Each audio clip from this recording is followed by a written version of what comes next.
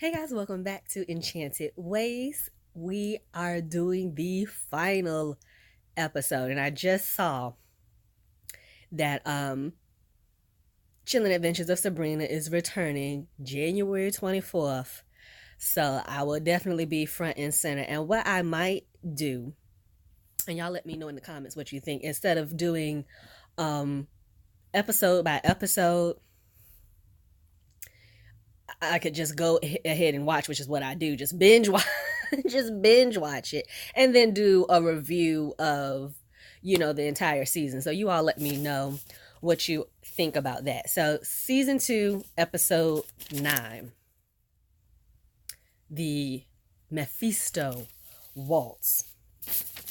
So part of the end of days prophecy, and I forgot to mention it in the last video, is that Sabrina is supposed to rule at the Dark Lord's side, which definitely got Lilith's panties in a bunch because that's what she's always wanted to do. But also part of the prophecy is that the Dark Lord will return to his angelic form or what have you, or human form, because he doesn't have the wings, and walk the earth. And he's here. So we get a little touch of Lilith's backstory, how she had been wandering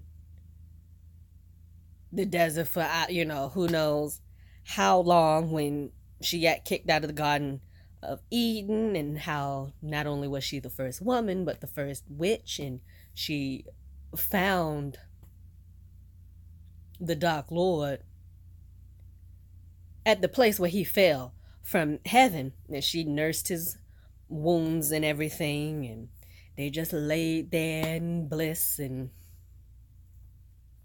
he just stayed in that one spot pretty much for who knows how long. That's wallowing in the fact that he is, no longer in heaven.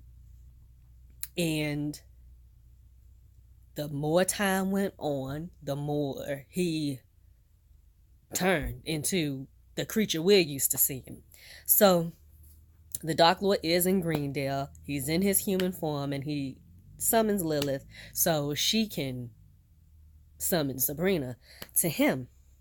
He also wants to have a meeting with Blackwood, and Blackwood wants Prudence to come along. And as he's telling her, come along to the meeting, her and the Weird Sisters are trying to kill him, and like right out in the open, because they're using his statue as a personal concern, basically. And he's so, misogynist and everything, and arrogant, he don't even realize that these damn children cursing him right before his very eyes. So they go see the Dark Lord, and the Dark Lord tells him, what Sabrina's role in all of this is, and wants to know, what are your plans for Sabrina? I don't care about what you're doing with the church and, changing and blah, blah, blah, blah, blah. How does Sabrina fit into all of these changes, though? So, of course, Blackwood ain't got no damn plans for Sabrina. And Dark Lord tells him, you're going to bow to Sabrina, and you're going to host, the Church of Judas is going to host our stay until I tell you you're not. Blackwood is pissed. So he's going to leave. But before I even get to that, Sabrina does think that Edward had to know about the prophecy, because she's just too vital to everything for him not to know. At least that's what she thinks. The aunts don't agree, but who knows? Also, the prophecy isn't in the Satanic Bible, which, threw Zelda for a loop, which is funny. Everybody think their God is flawless, And they never turn out to be that way, do they? So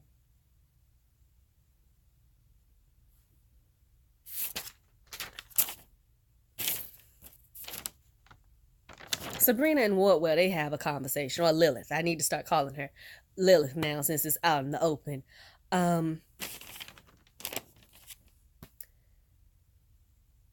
Lilith tells Sabrina, why she still serves the Dark Lord all of this time. Now, she ain't tell the whole truth. The bitch loved him. That's why. But, she said, well, this is all I know. Thousands of years on here. That's all you know. You can go to Tibet. You can do whatever. You've seen the world. You've seen other dimensions. You don't have to follow this man. So the Dark Lord tells Sabrina what his plans are for her, how she is going to blow the horn of Gabriel. She's going to, usher in the apocalypse. And of course, she refuses, and he is just so tickled pink by that. Because he's like, you do realize you've said no every single step of the way. And yet here you are. And here I am. And here the apocalypse comes. I don't want to hear about that. No. Yeah, you'll do it. I'll just give you a little time. So he tells her, how he got Nick to befriend her. And she was so pissed that she spit in his face. Now, I understand you upset, but that's like one of the most disrespectful things you could do. And Nick should have popped her in the nose. But he didn't. He felt too guilty. Turns out, the Dark Lord is her father. He revealed that to her. Hilda knew. Because she was Diana's midwife. And so Diana knew something is not right here. Now, it still doesn't explain to me what these two babies are. Like, did you need another baby so you could amputate the hooves off of one and put regular legs on the other one? Like, why is it two? Where's this cloven hoof child at? Who is it? Like, I feel like that's still a loose end. So we're going to see who's going to emerge from the pits of hell. See if, an old hooved version of Sabrina come up out of the depths. I don't know. So, yeah, him being her father didn't explain that scene to me. So Roz, Theo, Harvey, they decide they're going to go up to the gates of hell and blow it up. Because, it's just that easy to do, right? So, anywho, Roz ends up putting her hands on the door. I thought she was going to die. I mean, you would think if you have that ability, any ability, and you put your hands or something, you use that ability on the gates of hell, oh, that's it, you coming up out of here. My eyes started rolling back in her head, and she started seeing all of these symbols. So, luckily, Harvey was accurate in bringing his little sketch pad along, and he wrote all of these symbols down.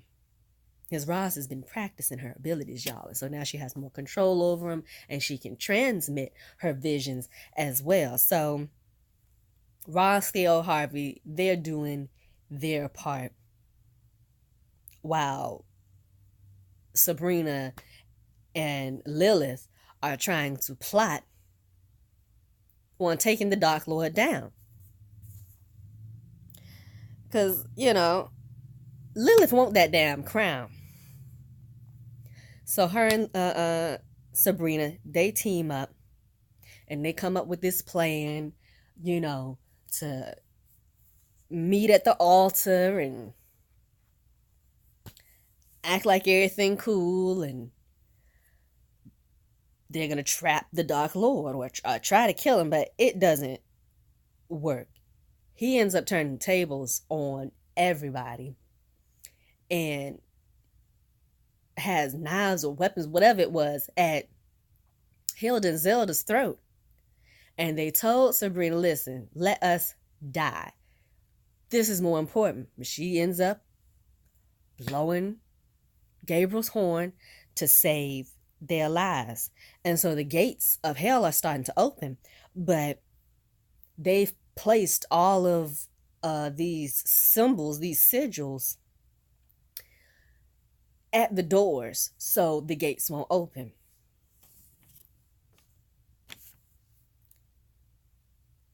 So back to Blackwood planning to leave.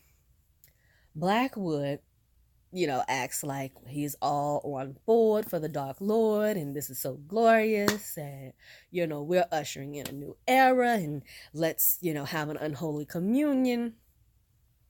And he kindly poisoned every last one of them children at that daggone school, except for Prudence. So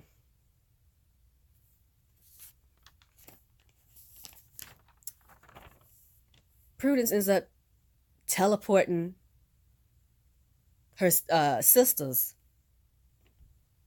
to Zelda and Hilda and Ambrose, and they do what they can to revive them. But I thought they had revived them all. No, most of those people are dead. So Prudence and Ambrose, they come to the realization that they were nothing more than pawns in Blackwood's grab for power, and they gonna find this motherfucker because he done took the babies. He tried to get Prudence to come with him, like, listen, you gonna save them, or you gonna look out for, your little brother and sister. You gonna save them for me? What are you gonna do? She can't leave her weird sister, so he is gone. Blackwood got the babies. He's gone. We don't know where Blackwood is. Prudence and Ambrose are on a mission to find him, though, and kill him. So Sabrina's still trying to figure out how can she trap the Dark Lord, and she has the bright idea, but let's see if the Acheron configuration can trap him. So they plan this, huge glamour at the Mephisto Waltz. See if I'm pronouncing that. Yes, the Mephisto Waltz, and they putting on this whole performance for the Dark Lord, and she's singing and yada yada yada, and they're having this whole ceremony. He's not realizing that everybody in the background is not singing, they're chanting. So they trap him in the Acheron configuration for all of 2 whole minutes. Well, not 2 whole minutes, 2 whole seconds. 2 whole seconds. And he breaks free. Like, what do you think I am? The Dark Lord can't trap me in a configuration I inspired your damn daddy to make in the first place. So they don't know what to do. Like, well, the Acheron configuration, that's the strongest trap there is. And Lilith is like, the strongest trap is the human body. Now, that was some, deep occult knowledge right there. This show really isn't, to me,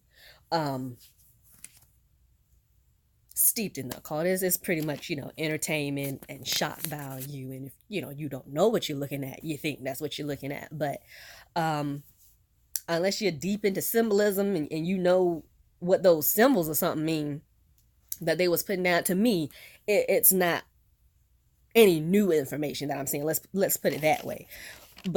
And that wasn't either. But for anybody watching and, watches to decode things, that was, a little something for you to decode if you hadn't come across that before.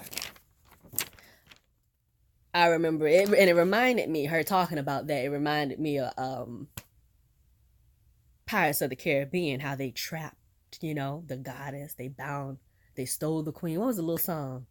The king and his men stole the queen from her bed and bound her in her bones. Yeah, it reminded me of that. So Nick ends up volunteering to be the host for the Dark Lord, because he says, he's the best binder in the business. So let's bind him in my body. And so that's exactly what they do. And he, immediately embodies the Dark Lord. The Dark Lord has completely taken over. He couldn't fight it. He's just bound in there.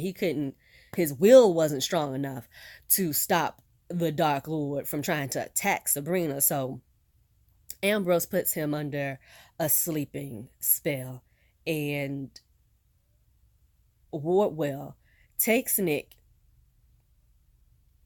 into hell and crowns herself. She gives Sabrina her abilities back, and she says, I got another gift for you, but it's a surprise. Hilda, she's now the high priestess of the Church of Night. Sabrina, Harvey, Roz, and Theo have decided to form the Fright Club to fight the forces of darkness. And their first mission is to go to hell and get Nick. As they, form their little club in Dr. Cerberus's shop, the real Wardwell walks in. And so they assume, well, okay, so that must be the second gift, because that was her favorite teacher. And she is famished. Listen, I don't know what happened. Like, what do you remember? I don't remember nothing. All I know is I ain't ate in 2 years. Well, she don't know that, but she is starving. Because I'm pretty sure Lilith doesn't have to eat food. I'm sure she only ate food just to keep up appearances, and ate the occasional, pizza delivery boy instead of the pizza. But I doubt she ate food. So, yeah, I am looking forward to season 3. I'll probably wait until January and binge watch seasons 1 and 2 again and enjoy myself, because I really it's a cute show. I like the show. So anyway, you guys, thank you all so much for watching. Let me know what you think again about my idea of, instead of doing episode by episode, just doing a full season review. So let me know in the comments what you think about that, and I'll see you all on the next video. Bye.